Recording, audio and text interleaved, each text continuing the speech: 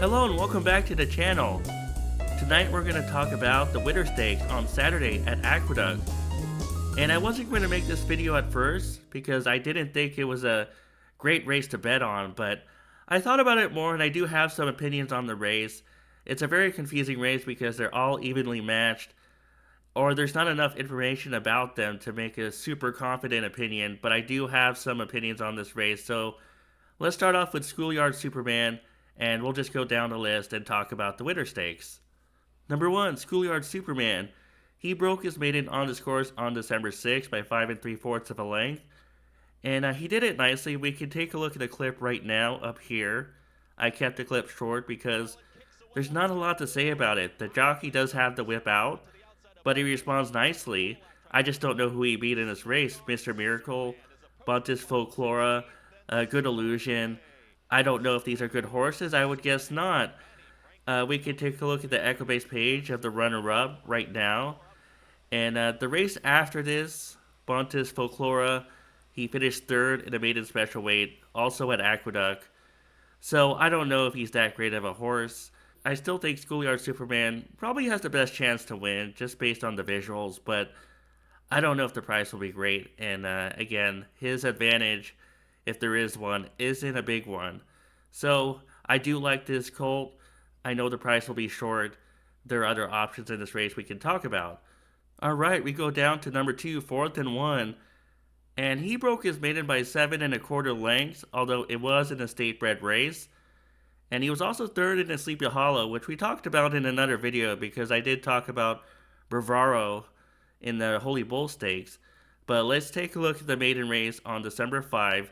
And which one is 4th and 1? The one in the 2 path, and the horse on the rails, Max Money. And I love the way that 4th and 1 buries Max Money, because Max Money was in the Sleepy Hollow. I think he was second, and he just buries Max Money. Max Money has nothing. 4th and 1 opens up on the field, and again, he is being asked, but I like the way that he responds, and he opens up, and he's going strongly towards the wire.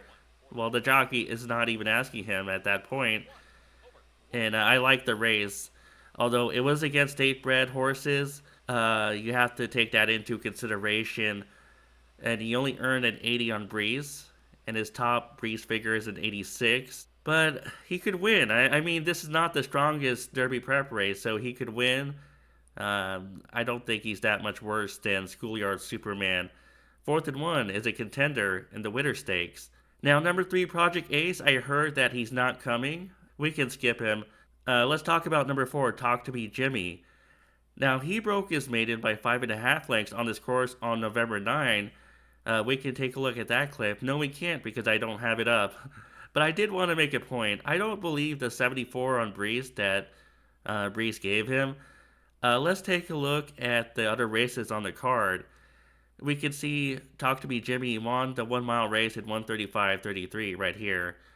And the time is good. If you look at the other 1 mile races on the card, the time compares favorably.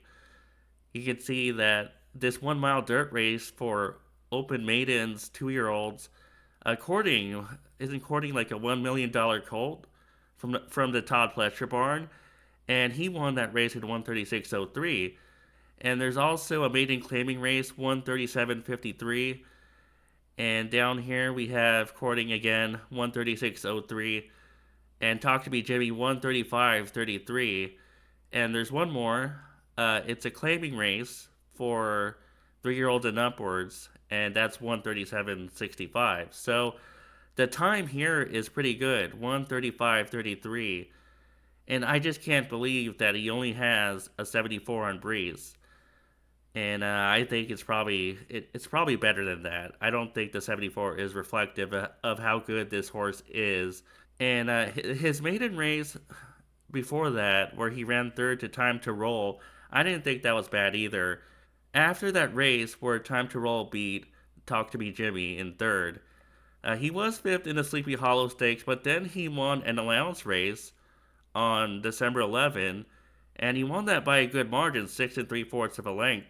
So I don't think Time to Roll is a bad horse either. I just can't believe that Talk to Me Jimmy only has a 75 and 74 on Breeze. So Talk to Me Jimmy is the horse that's going to be in my top 4 for this race. Number 5 is Melada. And I know some other handicappers like this horse. He's a hard horse to handicap because he comes from Parks. He did win his last start by 19 lengths, but it came against two other horses in the Future Star Stakes.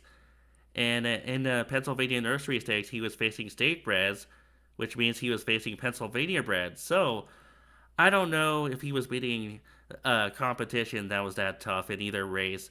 In the Pennsylvania Nursery, he beat Red Zone Runner in third. We have Red Zone Runner up here on Equibase, and after the Pennsylvania Nursery, he ran third in the half stakes at Laurel Park. And in the Future Star Stakes, I want to make a point about the time 127. We can take a look here. 127.20 was the final time in the Future Star Stakes, which he won by 19 lengths. But if you look at the other times on the card for 7 furlongs, there was a filly race for 2-year-olds, the Parks Future Stars Filly Division, that went in 126.63. So the fillies beat him. The Philly Law School had a faster time than Milata. And also we have a starter optional claiming that went in 127.97. So it wasn't that much slower than the 127.20 that Milata ran in the Future Star Stakes. I think he's a good horse, but I just want to see one against Open Company. I know he ran an Open Company in the Future Star Stakes, but there are only two other horses. I just want to see what he does in this race, and then maybe I'll trust him in the future. I don't trust him in this race.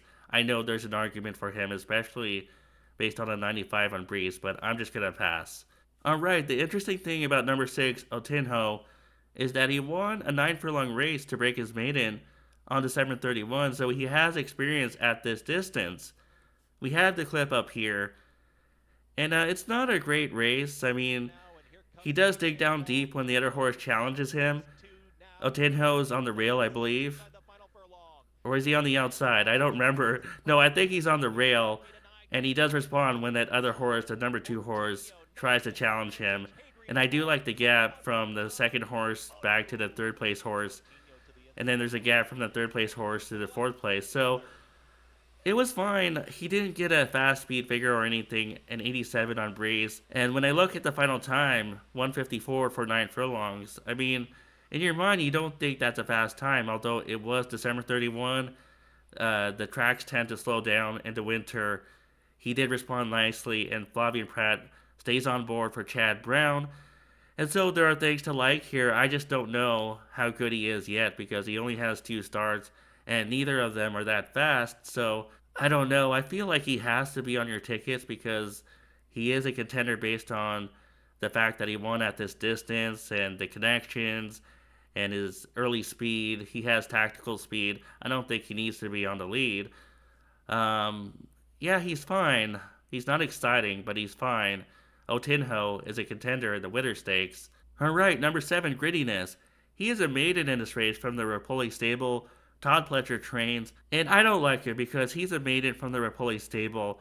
And over the years, I've just noticed that Rapoli stable throws so many inexperienced horses onto the Derby Trail, and most of the time it doesn't work out. I don't have any stats for this. It's just something I've noticed over the years watching horse racing. Rapoli stable tends to take more chances, wild chances, with inexperienced horses on the Derby Trail. I think he sometimes puts these horses that need more development time onto the Derby Trail, and they tend to not work out. So he's not for me. Grittiness is not for me in this race. Number 8, Star Sweeper. His only route start came at Delaware on October 11, and he did not fare well, 5th by 12 lengths. It could be that he's a different horse now.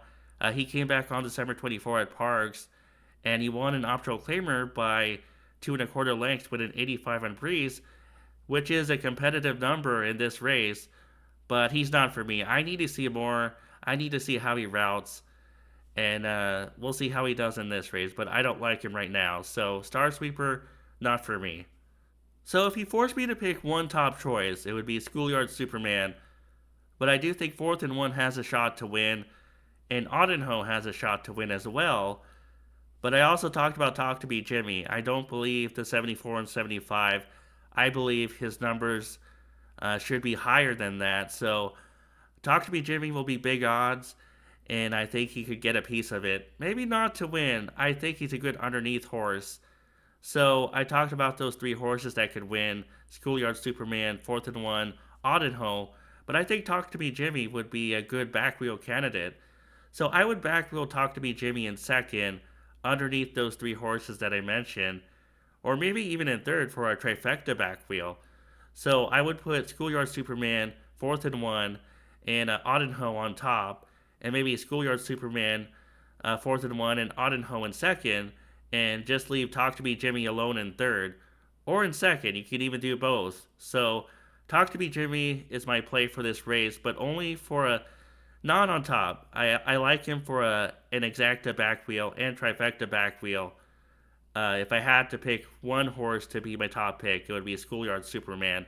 We'll see what happens. It's a very competitive race in the Winter Stakes. We don't have enough information about these 3-year-olds to really be confident yet. So, Schoolyard Superman, my top choice, but I think Talk to Me Jimmy can outrun his odds in the Winter Stakes at Aqueduct. Thanks for watching my video, and I'll be back soon.